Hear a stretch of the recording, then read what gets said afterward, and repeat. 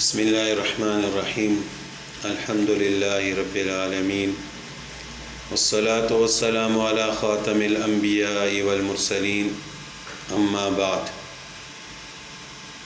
گزشتہ دو دروس میں تیمم کے متعلق چند باتیں عرض کی تھیں۔ تیمم کے متعلق ایک اہم مسئلہ ہے جو آج اس درس میں آپ کے سامنے عرض کرنا چاہتا ہوں، اور وہ یہ کہ تیمم جب کیا جاتا ہے تو اس کی دو وجہ ہوتی ہیں۔ ایک تو یہ کہ انسان کے پاس پانی میسر نہ ہو، اور دوسرا یہ کہ انسان بیمار ہو، پانی استعمال نہ کر سکتا ہو۔ اگر پانی میسر نہ ہو تو پانی تلاش کرنا چاہیے، یعنی 1 میل تک پانی تلاش کرنا چاہیے۔ اگر 1 میل تک بھی نہ ملے تو پھر تیمم کرنا چاہیے۔ یہ نہیں ہے کہ اپنے گھر میں پانی نہیں ہے تو انسان تیمم کر لے۔ اگر اپنے گھر میں نہیں ہے تو پڑوسیوں کے گھر جو ہے تلاش کرے، یا ارد گرد جو ہے پانی کو تلاش کرے۔ اگر تلاش کرنے کے بعد بھی نہ ملے تو پھر تیمم جائز ہے۔ اسی طرح بیماری ایسی ہو کہ جس میں پانی استعمال کرنا ناممکن ہو، یہ نہیں ہے کہ چھوٹی موٹی بیماری کی وجہ سے انسان تیمم کر لے۔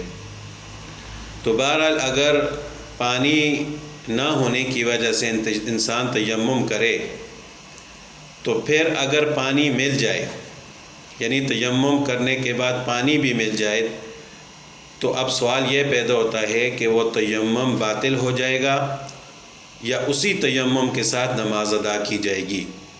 اس مسئلے کی 3 صورتیں ہیں۔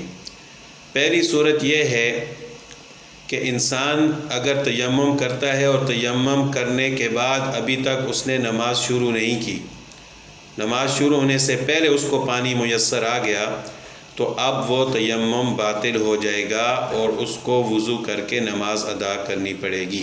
اس تیمم کے ساتھ وہ نماز ادا نہیں کر سکتا، کیونکہ اللہ تعالیٰ کا ارشاد ہے فَإِن لَّمْ تَجِدُوا مَاءً فَتَيَمَّمُوا صَعِيدًا طَيِّبًا۔ اگر آپ پانی نہ پاؤ، آپ کو پانی میسر نہ ہو، تو پھر پاک مٹی سے تیمم کرو۔ جب پانی میسر آ گیا تو وہ تیمم باطل ہو جائے گا۔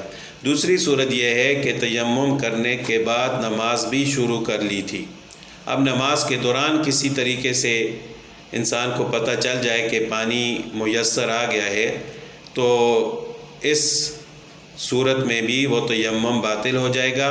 انسان اپنی نماز توڑ دے، نئے سرے سے وضو کر کے وہ اپنی نماز پڑھے۔ اور اب نماز کے دوران کیسے پتہ چلے گا کہ پانی آ گیا؟ اس کی بھی بہت ساری صورتیں ہیں۔ اگر بعض اوقات نلکا کھلا ہوتا ہے، جب پانی آتا ہے تو پتہ چل جاتا ہے کہ نلکے میں پانی آ رہا ہے، یا کسی نے آواز دی کہ پانی میسر آ گیا ہے، کوئی بھی صورت ہو سکتی ہے۔ تو بہرحال اگر نماز کے دوران پانی آ جائے اور انسان کو پتہ چل جائے کہ پانی موجود ہے، تو وہ تیمم باطل ہو جائے گا۔ انسان نماز توڑے، وضو کر کے نئے سرے سے نماز ادا کرے۔ تیسری صورت یہ ہے کہ تیمم کر کے نماز بھی پڑھ لی تھی، نماز مکمل ہو گئی تھی، اب نماز کا وقت باقی تھا، پھر پانی آ گیا، تو اس صورت میں دوبارہ نماز لوٹانے کی ضرورت نہیں ہے۔ یعنی ایک دفعہ نماز ادا کر لی، اب وہ نماز ادا ہو گئی ہے، اگرچہ وقت کے اندر ہی پانی کیوں نہ مل گیا ہو، اس نماز کا وقت باقی ہو، پھر بھی اس نماز کو دوبارہ پڑھنے کی ضرورت نہیں ہے۔ اگر کوئی پڑھ لے تو اللہ تعالیٰ اجر عطا فرمانے والے ہیں، لیکن وہ فرض ادا ہو چکا ہے، دوبارہ اس کو لوٹانے کی ضرورت نہیں ہے۔ حضرت عبداللہ ابن مسعود رضی اللہ تعالیٰ عنہ فرماتے ہیں کہ 2 آدمی سفر میں تھے، سفر کے دوران نماز کا وقت ہو گیا اور ان کے پاس پانی نہیں تھا، دونوں نے تیمم کر کے نماز ادا کر لی۔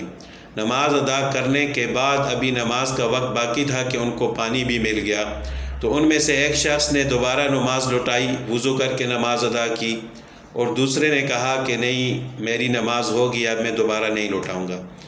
تو جب وہ سفر سے واپس آئے، رسول اللہ صلی اللہ علیہ وسلم کی خدمت میں حاضر ہوئے، انہوں نے اپنا واقعہ بیان کیا، تو رسول اللہ صلی اللہ علیہ وسلم نے فرمایا کہ جس شخص نے نماز دوبارہ نہیں لوٹائی، اسی نماز پر اکتفا کیا، تو اس نے سنت پر عمل کیا، اور جس شخص نے نماز دوبارہ لٹائی تھی اس سے رسول اللہ صلی اللہ علیہ وسلم نے فرمایا کہ آپ کے لیے دوہرا اجر ہے، دگنا اجر ہے۔ یعنی جس نے نہیں لٹائی اس نے بھی سنت پر عمل کیا، اور جس نے دوبارہ پڑھ لی تو اللہ تعالیٰ اس کو دگنا اجر عطا فرمائیں گے۔ اللہ تعالیٰ کسی کی نیکی کو ضائع نہیں کرتے۔ البتہ اگر نماز ادا کرنے کے بعد پانی مل جائے، نماز کا وقت بھی باقی ہو، تو نماز دوبارہ لٹانے کی ضرورت نہیں ہے، اور اگر کوئی پڑھ لے تو اللہ تعالیٰ اس کو اجر عطا فرمائیں گے۔ اللہ تعالیٰ ہم سب کو عمل کرنے کی توفیق عطا فرمائے۔